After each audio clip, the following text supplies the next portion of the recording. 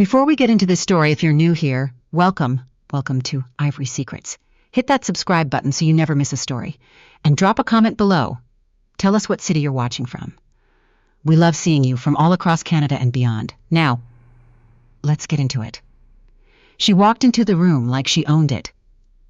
Because she did. Not the way people say that about someone who's confident. Not the way it sounds in movies. Nadia Pearce walked into the Ridgewood Capital Annual Investment Gala on a Thursday evening in late November, wearing a black dress that cost less than the centerpieces on the tables around her, and she owned every square foot of that ballroom because her name was on the founding documents of the company that had rented it. Nobody in that room knew that yet. That was the part she had chosen. The Fairmont in downtown Ottawa was the kind of place where old money came to feel comfortable, and new money came to feel legitimate. Crystal chandeliers threw light across tables of 12, where the conversation was always about markets, always about access, always about who knew who and what that was worth. The gala was an annual fundraiser on the surface, supporting affordable housing development across Ontario, but everyone in the room understood that the real transaction happening that evening had nothing to do with charity. It was about positioning. It was about being seen standing next to the right person. Nadia had attended before. 3 times, in fact, each time as a guest of someone else, a development partner, a former mentor, once 4 years ago as the +1 of a man who told her, on the cab ride home afterward, that she probably shouldn't have asked so many questions during dinner. She had not brought a +1 this evening. She found her table, number 9, near the back, which she had specifically requested, and set her clutch down on the white linen. Around her, the room was filling steadily. Servers moved through the crowd with champagne flutes.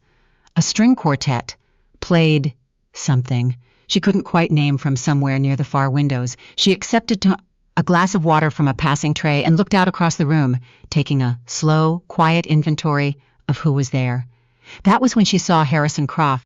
Harrison Croft was 61 years old and had spent the better part of 3 decades building Croft Meridian Group into one of the most recognized commercial real estate firms in the country.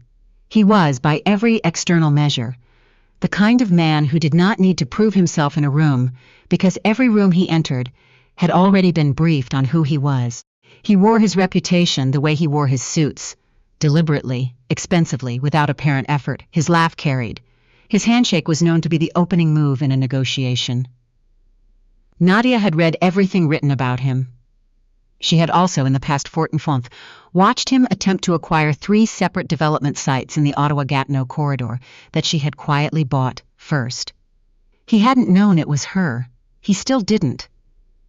She watched him work the room from a distance, the way you watch weather move in from across a lake. He moved from cluster to cluster with the ease of someone who had never once been told he didn't belong somewhere. He clapped shoulders. He accepted the laughter of people around him as his natural due. At one point, he gestured broadly toward the presentation screen near the front of the room, which showed the fundraiser's campaign goals, and said something that made the 4 people nearest to him lean in and nod. Nadia took a sip of her water.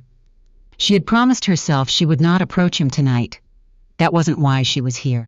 She was here because the gala's organizing committee included 2 people she genuinely respected, and because the cause, affordable housing, was not incidental to her. It was the reason she'd gotten into development in the first place, back when she was 28, and watching buildings go up in her mother's neighborhood in Sudbury that her mother could never afford to live near.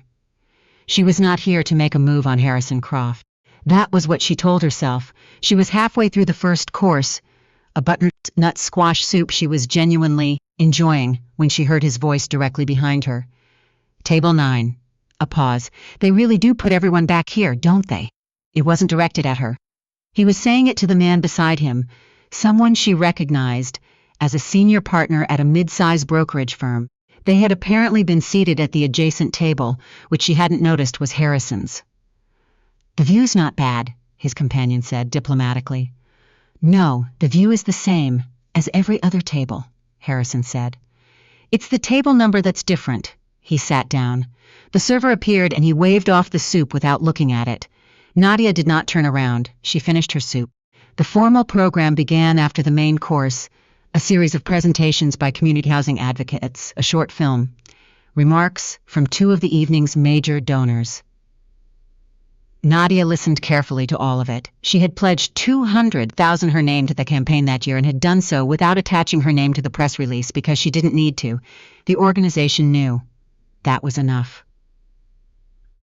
During the applause after the second presentation, the man to her left introduced himself. Philip Okafor, a city councilor from the East End. And they fell into a conversation that was easy and substantive. He was thoughtful. He had opinions about density planning that she found genuinely interesting. She was in the middle of saying something about trans-oriented development when she felt, rather than heard, someone stop behind her chair. "Philip," Harrison Croft's voice. Philip looked up and smiled. "Harrison, good evening. Good to see you." Harrison shook his hand across the back of Nadia's chair, his arm passing just over her shoulder without acknowledgement. "Are you on the panel next month?" "I am, yes. Good." He straightened up. "We need someone on there who actually understands the municipal side." Then, as if noticing the chair in front of him for the first time, "Who's your guest?" There was a beat. Philip glanced at her. "This is Nadia Pearce. Are you at the planning office?" Harrison said. He had not waited for Philip to finish. Nadia turned in her chair and looked at him directly. "No," she said. "Media?" No. He studied her for a moment, with the particular expression of a man trying to categorize something he didn't have an immediate file for. Then he smiled, not unkindly of someone the particular making an efficient decision. "My firm is always looking for good junior staff if you're in the sector. Philip can pass along your information." He turned back to Philip before she had responded. "I'll have Sandra reach out about the panel logistics," he said. "Good to see you." And then he was gone, back to his own table, where his companions greeted his return with the readiness of people who had been waiting for him. Nadia turned back to her own table. She picked up her wine glass. Philip was looking at her with an expression she couldn't quite read, something between apology and curiosity. "For what it's worth," he said carefully, "I didn't have a chance to finish the introduction." "I know," she said. "You didn't correct him." "I know," she said again. She took a sip of wine. The string quartet had resumed. Across the room, someone was laughing at something Harrison had said.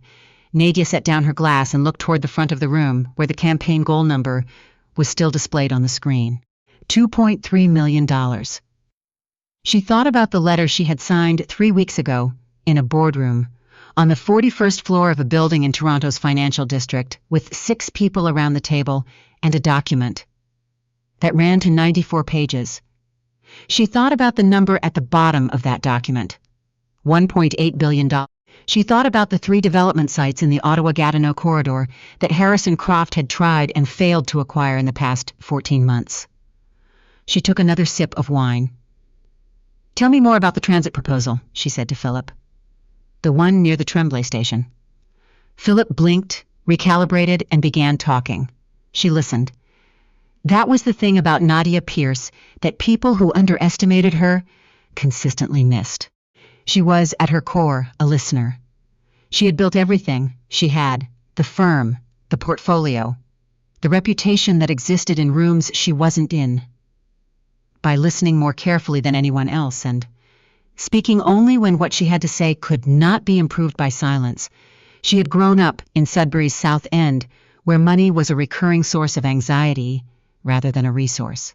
Her father worked in the mining sector and was laid off twice before Nadia was 15.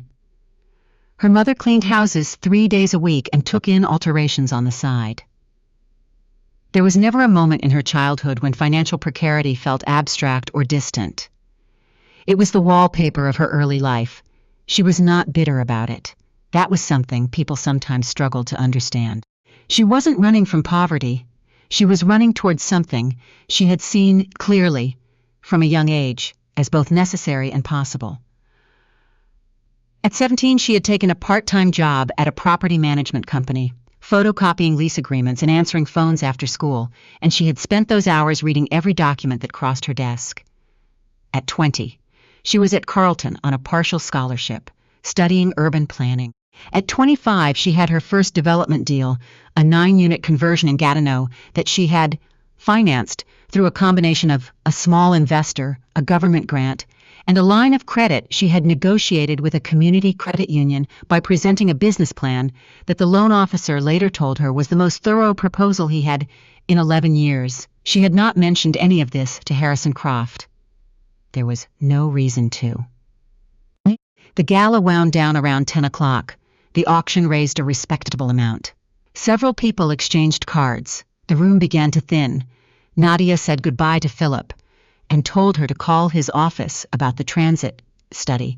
He thought she'd find it useful. She thanked him and meant it. She was retrieving her coat from the cloakroom when she heard footsteps behind her. "You're Pearce." She turned. Harrison Croft was standing a few feet away, his expression different from what it had been at the table, more deliberate. The social ease had been set aside, replaced by something more focused. "I am," she said. "Nadia Pearce, Pearce Urban Development." He said it the way someone says a thing they've just remembered they should have known sooner. "That's right." He was quiet for a moment.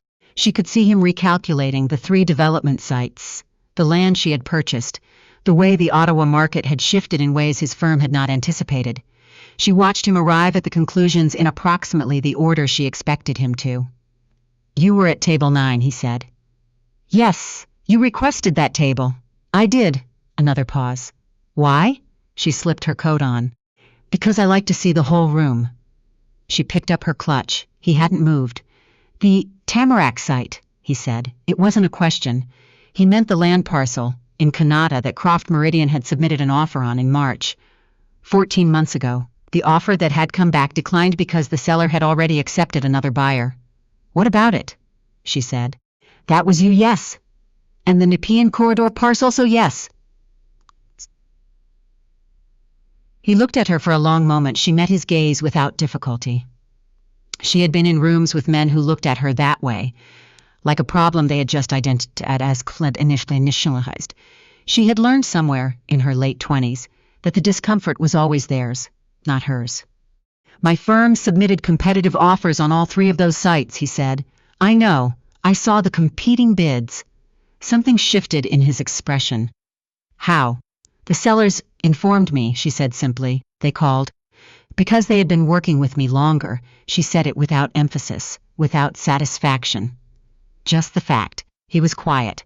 The cloakroom attendant appeared and handed her a ticket receipt. She tucked it into her clutch.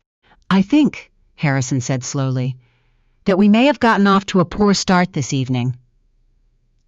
"Did we start?" she said. It wasn't a barb. She genuinely wanted to know what he thought had happened at that table. She was curious about that, about the gap between what he had done and what he believed he had done. He didn't answer immediately. "I'm holding a development summit in February," he said instead. "Invitation only." "I'd like to send you a formal invitation." "I appreciate that," she said. "We should talk, properly. There are things happening in this market that I think—" "Mr. Croft," she said, not unkindly, just clearly, "the Riverside development, the land assembly on the South Bank. The mixed-use corridor study that the city commissioned last spring." She let each one land, with a moment of space between them, the way you set objects down carefully, one at a time, on a glass surface. "I'm already in those conversations. I've been in those conversations for a while." He stared at her. "Send me the invitation to the summit," she said. "I'd be glad to attend." She nodded once. The small, measured nod of someone ending a meeting that has concluded satisfactorily, and walked toward the lobby doors. Outside, the Ottawa night was cold and clear in the way that November nights sometimes are, with a stillness that comes after the first real drop in temperature, when the city seems to pause before committing to winter. Nadia stood on the steps for a moment, pulling her coat closer, and looked up at the sky above the streetlights. She thought about her mother's house in Sudbury, the window in the kitchen that never sealed properly and let in cold air from October through March. The way her mother kept a rolled-up towel at the base of that window for most of Nadia's childhood, a small practical solution to a problem that should have been fixed by a landlord who owned 11 properties in the city and maintained none of them adequately. She had bought her mother a house 12 years ago, a proper one with good insulation and windows that sealed, and a furnace that didn't rattle. Her mother had cried. Nadia had not. She had held it together until she got to her car, and then she had sat in the driveway for a while.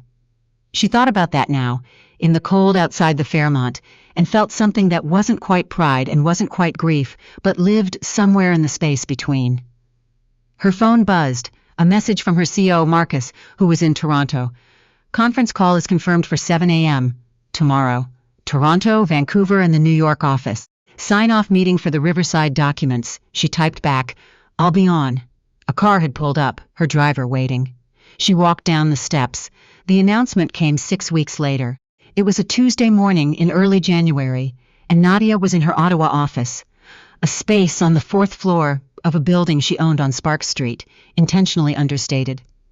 The kind of office where the quality of the materials was apparent only if you looked closely. When her woman named Izos director knocked and entered with Abel Lau. "It's going out in 20 minutes, Isabel said, holding her tablet. All the stakeholders confirmed? All confirmed. City has signed off on the press release language. The Federal Housing Minister's office approved their quote this morning. Nadia looked out the window toward the Rideau River. The ice had set. The sky was that particular shade of white that Ottawa wore in January. "Okay," she said. "There's something else," Isabel said. She set the tablet on the desk and turned it to face Nadia. It was a news alert from a financial wire service, time-stamped 40 minutes earlier. The headline read, "Croft Meridian Group posts Q4 loss. Riverside Development bid falls through." Nadia read it. The article was brief. Croft Meridian had submitted a bid on the Riverside Development site, the same land assembly Nadia had mentioned by name on the steps of Fairmont 6 weeks ago. The bid had been declined. The article cited no reason. It didn't need to. Anyone who knew the Ottawa market would understand. She handed the tablet back to Isabel. "The announcement goes out on schedule," she said. At 10:15 that morning, Pearce Urban Development issued a press release announcing the formal launch of the Riverside Mixed-Use Development, a $1.8 billion project, on 23 acres along the Ottawa River's south bank. The development would include residential units at 3 price tiers, with 30% designated as affordable housing. It would include community green space, a public market, transit, infrastructure, and partnership not-for-profit housing organizations. It had been in planning for 2.5 years. Nadia's name was in the release, but the quotes attributed to her were about the project, not about herself. She had read the draft 3 times and cut every sentence that she felt was more about her than about what was being built. By 11 o'clock, her phone had rung 47 times. She returned 3 of the calls. Harrison Croft's name appeared in her messages twice. She read both messages. She set the phone face down on her desk. At noon, Philip Okafor's assistant called to say the counselor would like to arrange a meeting at Nadia's convenience regarding the transit component of the project. Nadia's assistant confirmed availability for the following week.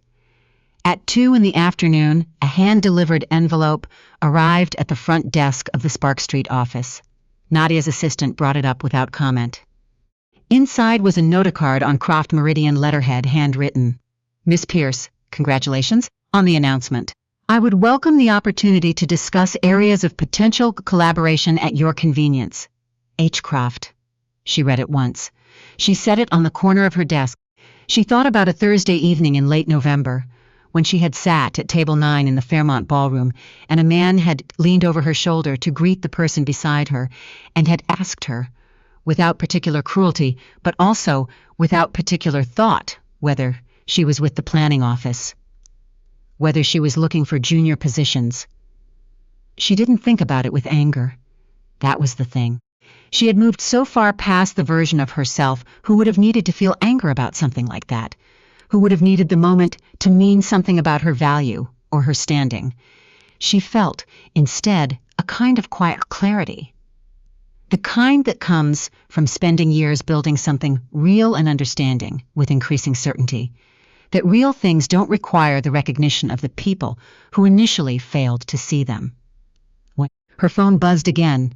Marcus from Toronto. Media requests at 40 and climbing. Want us to coordinate through the PR firm? She typed back, yes, standard protocol.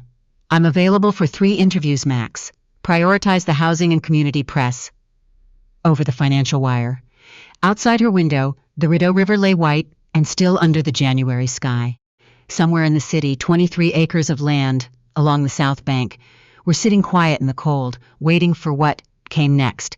She had walked that land in September, alone on a Saturday morning with a coffee from a Tim Hortons, Bank Street, wearing rubber boots because the ground was soft and uneven, and she had stood in the middle of it for a while and just looked.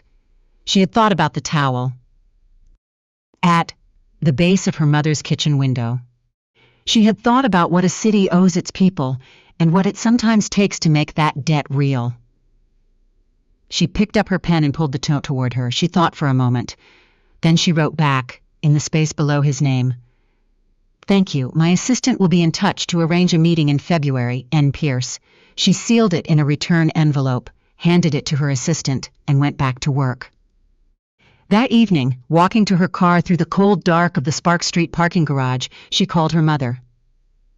"I saw something on the news," her mother said immediately, which meant she had been waiting by her phone. "It was a press release. It said 1.8 billion?" It did. A long pause. The kind her mother used when she was feeling something large and wasn't sure yet how to say it. "The windows will be good," her mother said finally. "On the affordable units. They'll seal properly?" Nadia stopped walking. She stood in the cold of the parking garage, her breath visible in the air, and felt something grew her chest. Not a small something moved through her chest, but the kind of feeling that comes from building something for 20 years and finally having someone ask the question that was at the center of it all along. "Yes," she said. "The windows will be good." She got in the car, she drove home, and somewhere across the city, 23 acres of South Bank land waited in the January dark, patient and certain, for what she was going to build on it.